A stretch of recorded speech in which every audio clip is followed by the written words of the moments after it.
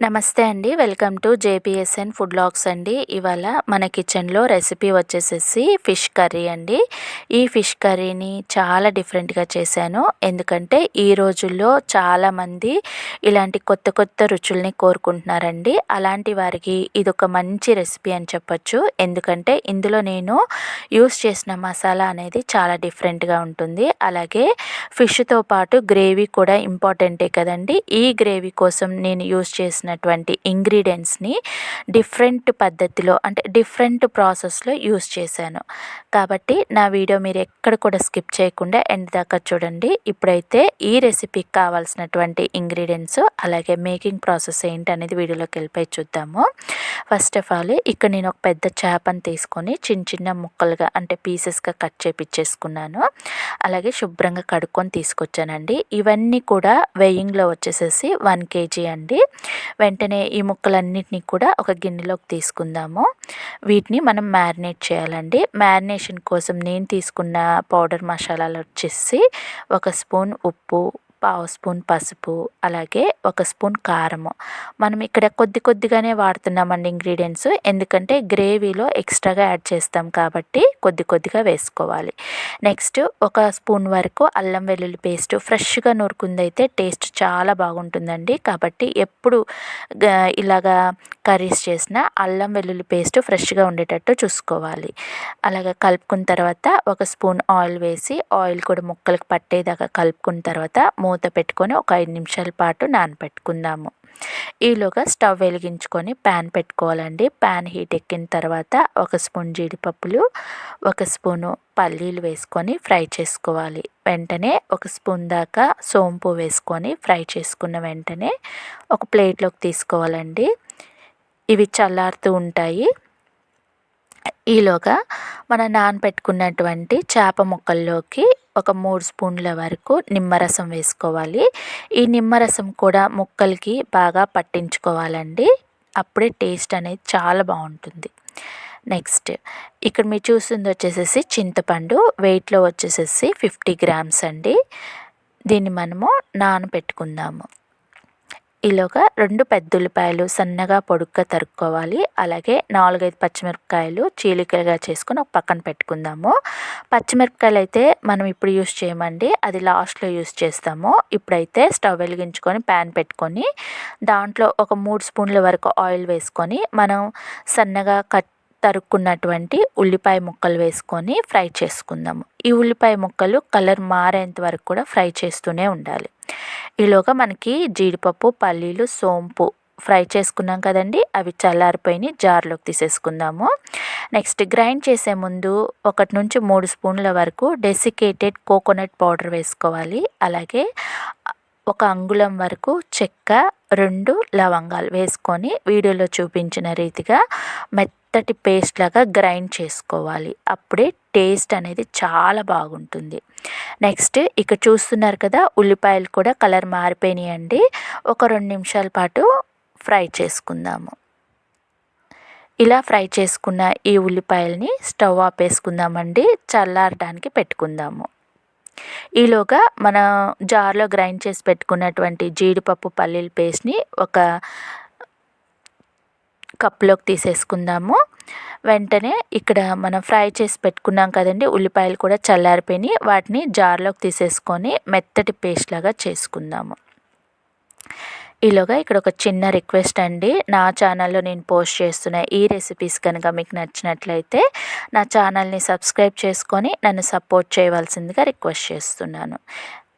ఇక్కడ చూస్తున్నారు కదా, నేను ఒక 3 టమాటాలు తీసుకున్నాను. వీటిని చిన్న చిన్న ముక్కలుగా కట్ చేసుకోవాలి. కట్ చేసుకొని వాటిని మనము చింతపండు నానబెట్టుకున్నాం కదా, ఆ గిన్నెలోకి వేసుకొని టమాటాలని చింతపండుతో పాటు నానబెట్టుకోవాలి. టమాటాలని మనము మిక్సీ చేయకూడదు, అంటే గ్రైండ్ చేయకూడదండి. వాటిని ఇలాగే మనము చేత్తో మెదుపుతామన్నమాట.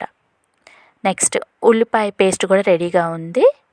స్టవ్ వెలిగించుకుందామండి. స్టవ్ వెలిగించుకొని ఇలాంటి వెడల్పాటి పాత్ర పెట్టుకుందాము. ఎందుకంటే ఫిష్ అనేది ఎప్పుడు చేసినా ఇలాంటి పెద్ద అంటే వెడల్పుగా ఉన్న గిన్నెలోనే చేయాలి. లేదంటే ముక్కలు చిదిరిపోయే ఛాన్సెస్ ఉంటాయండి. కాబట్టి ఇలాంటి వెడల్పాటి పాత్రలో చేసుకుంటున్నాను.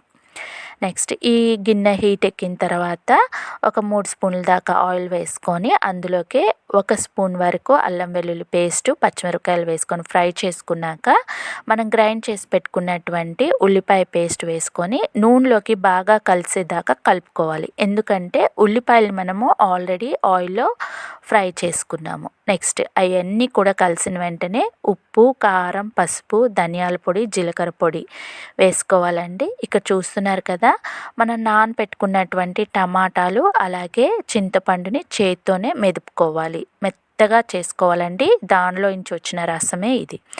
ఇక్కడ మన మసాలాలు అలాగే ఉల్లిపాయ పేస్ట్ వేగిపోయింది కాబట్టి మనం రెడీ చేసుకున్నటువంటి చింతపండు, టమాటా రసాన్ని ఉల్లిపాయ పేస్ట్లోకి వేసుకొని కలుపుకోవాలి. ఇక్కడ నేను కారం 2 స్పూన్లు యూస్ చేశానండి. ఆల్రెడీ మనము చేప ముక్కలకి 1 స్పూన్ వరకు కారం పట్టించాము. అలాగే ఇక్కడ ఉప్పు కూడా చూసి వేసుకోవాలండి. ఇన్ కేసు ఉప్పు తక్కువైతే గ్రేవీని ఒకసారి టేస్ట్ చేసుకొని తర్వాత కలుపుకోవాలి. 1 స్పూను జీలకర్ర పొడి, 1 స్పూన్ ధనియాల పొడి వేసుకున్నానండి. నెక్స్ట్ ఇక్కడ మనకి ఈ గ్రేవీ అనేది ఉడికిపోతుంది, అంటే బాయిల్ అయిపోతుందండి. ఈ టైప్లోనే మనము మ్యారినేట్ చేసి పెట్టుకున్నటువంటి ఫిష్ ముక్కలు వేసేసుకుందాము. వేసుకొని ఈ ఫిష్ ముక్కలు అలాగే మనము రెడీ చేసుకునే ఈ గ్రేవీ అంతా కూడా కలవడానికి ఒక 2-3 నిమిషాలు టైం తీసుకుంటుందండి. ఈలోగా కుత్తుకుత్తా అని పొంగు వస్తుంది కదా, అప్పుడు మనము కరివేపాకు వేసుకోవాలి. కరివేపాకు వేసుకొని ఫ్లేమ్ అనేది మీడియం ఫ్లేమ్లోకి అడ్జస్ట్ చేసుకొని మూత పెట్టుకొని ఒక 2 నిమిషాల పాటు ఉడికించుకొని మనం ఇక్కడ సాల్ట్ టేస్ట్ చేసుకోవాలండి. నాకైతే సాల్ట్ బాగా సరిపోయింది. నెక్స్ట్ ఇలాగా ఉడుకుతున్న ఈ ఫిష్లోకి మనం రెడీ చేసి పెట్టుకున్నాం కదా, జీడిపప్పు, పల్లీలు, సోంపు, కొబ్బరి, చెక్క, లవంగా పేస్టు అది వేసేసుకుందాము. ఇక్కడ ఉన్న పేస్ట్ అంతా వేసేసాను. కాస్త కప్లో ఉండిపోయింది, దాన్ని కూడా కొద్దిగా వాటర్ వేసుకొని దులిపేసుకొని ఇందులో వేసేసుకున్నానండి.